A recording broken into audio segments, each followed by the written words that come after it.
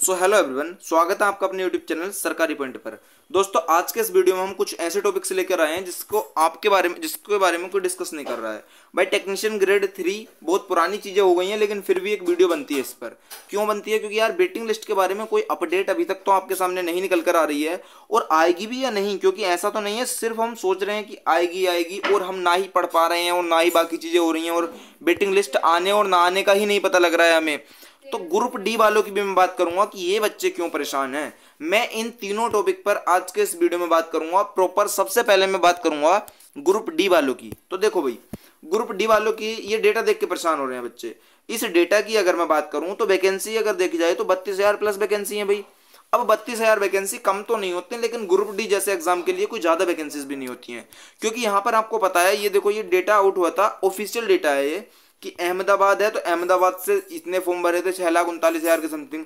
मतलब अगर मैं ये लिस्ट आप देख लेना, ओवरऑल फॉर्म की बात करूं तो टोटल फॉर्म जो हमारे फिलअप हुए थे वो ये कहाँ गया हमारा, 1,08,00,000 फॉर्म, 1,08,00,000 के प्लस में फॉर्म गया था, 1,08,00,000।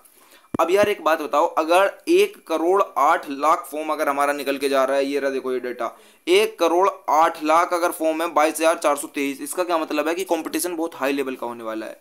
लेकिन दोस्तों, मैं एक प्रॉपर एनालिसिस दूंगा आपको कि आखिर कंपटीशन है कितना। देखो भाई, अगर मैं देखूं तो जो 1 करोड़ बच्चा है ना, अगर वो 1 करोड़ पढ़ने वाला होता तो चाहे वैकेंसी 10 आती, चाहे वैकेंसी 10,000 आती, चाहे वैकेंसी 20,000 आती, 1 करोड़ बच्चा अगर पढ़ने वाला होता तो 1 करोड़ का 1 करोड़ ही फॉर्म फिलअप करता, चाहे वो वैकेंसी 20,000 हो, चाहे वो वैकेंसी 10,000 हो, चाहे वो वैकेंसी 5,000 हो। आखिर ऐसा इसी में क्या है भाई, ग्रुप डी में जो बच्चा मतलब एएलपी भी नहीं भर पा रहा है, जो बच्चा टेक्नीशियन नहीं भर पा रहा है, जो बाकी के एग्जाम को बच्चा नहीं भर रहा है, आखिर ग्रुप डी को ही क्यों भर रहा है? तो भाई, सबसे पहली बात, इसकी क्वालिफिकेशन की मैं बात करूं तो एलिजिबिलिटी इसमें 10th पास मांगते हैं। अब 10th पास बच्चा तो अपने बहुत है भाई, यूपी हो, हरियाणा हो, बिहार हो, सभी जगह 10th पास बच्चा एकदम भरा पड़ा है। अब 10th पास बच्चे की क्या नॉलेज होती है, कितना क्या होता है उसके पास में, आप सभी जानते हो।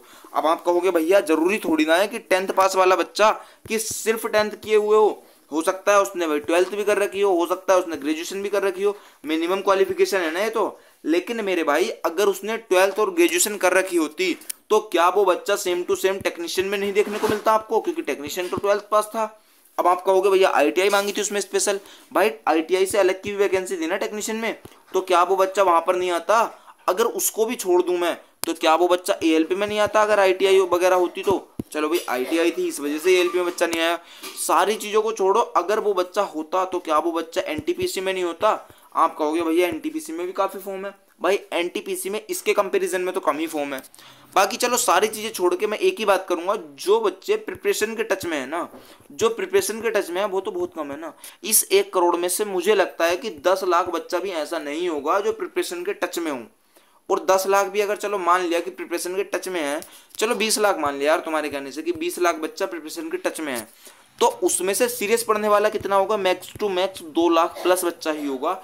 और 2 लाख में है आपका रियल कंपटीशन, और 2 लाख बच्चे कोई ज्यादा नहीं होते हैं आज के टाइम में। इतना कंपटीशन तो आपको फाइट करना ही पड़ेगा। मतलब अगर मैं देखूं तो एक बच्चे पर अगर 10 बच्चे भी हैं तो कोई हाई कटो मतलब बहुत ज्यादा कंपटीशन इसको हम नहीं बोलेंगे, क्योंकि यहाँ पर एक बच्चे पर 500-500 कंपटीशन होता है। तब देखना आपकी उसको होता है असली कंपटीशन क्या होता है। ये एक छोटा सा ओवरऑल मैंने ये बताया कि बच्चे डिमोटिवेट हो रहे थे कि ग्रुप डी में इतने फॉर्म है ये वो, इसलिए मैंने एक छोटा सा डेटा दिया तुम्हें। तो भाई, अपनी प्रिपरेशन को थोड़ा सा आप हाई लेवल पर रखो। बाकी जरूरी नहीं है कि आपकी सारी चीजें एकदम परफेक्ट मैनर में जाए, बस बेटर जानी चाहिए। डे टू डे अपने आप को बेटर बनाओ, नॉट परफेक्ट। अभी मैं एक छोटी सी और बात पे डिस्कस करूंगा, दैट इज हमारा जो टेक्नीशियन की बात चल रही थी कि भैया टेक्नीशियन ग्रेड 3 वेटिंग लिस्ट अभी तक तो आई नहीं है, ना ही कोई नोटिस है, ना ही कोई रेलवे ने अभी तक इसका अपडेट दिया है। और आखिर ये आएगी भी या नहीं, तो मैं आपको बता दूं, जब हमने आईटीआई देखी थी लास्ट टाइम, तो आईटीआई में क्या आया था आप सभी को पता है कि जो हमारा अभी डीवी चल रहे थे तब कि डीवी अभी अंडरगोइंग है, ऑनगोइंग है, तो जैसे ही डीवी हमारे एंड होंगे तब हम जाके तुम्हें कोई अपडेट देंगे इसके बारे में कि भाई ये हमारा जो वेटिंग लिस्ट का प्रावधान है वो आएगा या नहीं। फिर दूसरी चीज, इस बार रेलवे ने वेटिंग लिस्ट को मना भी कर दिया था। वेटिंग लिस्ट के नाम पे अगर आएगी तो वो आएगी सेकंड मेरिट। तो आखिर भैया आपने अपनी प्रीवियस वीडियो में बोला है कि सेकंड मेरिट तो आनी कन्फर्म सी ही है, तो अगर कन्फर्म सी ही है तो अभी तक कोई अपडेट क्यों नहीं है रेलवे की तरफ से? भाई क्लियर कट में बात कहना चाहूँगा, वेटिंग लिस्ट तब आती है जब बच्चे ज्वाइनिंग पे आने स्टार्ट हो जाते हैं, मतलब फुल प्रोसेस कंप्लीट हो जाता है। अभी प्रोसेस बचा हुआ है। आप कहोगे भैया अभी प्रोसेस क्या बचा हुआ है? भाई अभी मेडिकल बच रहा है, मेडिकल के बाद भी काफ़ी सारी चीज़ें होती हैं। हाँ शायद मेडिकल इसका कंफर्म हो गया, कंप्लीट हो गया है, लेकिन मेडिकल के बाद में भी एक बार ये देखेंगे कितने बच्चों ने मेडिकल दिया, कितने बच्चे एब्सेंट ही थे। सारी चीज़ें देखने के बाद मुझे ऐसा लग रहा है कि अगर वेटिंग लिस्ट आती है तो वो मई के एंड तक ज़रूर से आ जाएगी, वरना तो आप मान के चलो कि वेटिंग लिस्ट फिर तो नहीं आएगी। वेटिंग का मतलब है सेकंड मेरिट। वेटिंग में ऐसा होता था कि आपके कंफर्म भी हो सकती थी और नहीं भी हो सकती थी, लेकिन अगर किसी का नाम सेकंड मेरिट में है ना तो उसका कंफर्म ही है। ये चीज़ें थोड़ा सा डिफरेंट क्रिएट करती हैं, डिफरेंस दोनों चीज़ों में। सो जय हिंद, वंदे मातरम। एकदम ऑथेंटिक जानकारी लेके आता हूँ आपके लिए।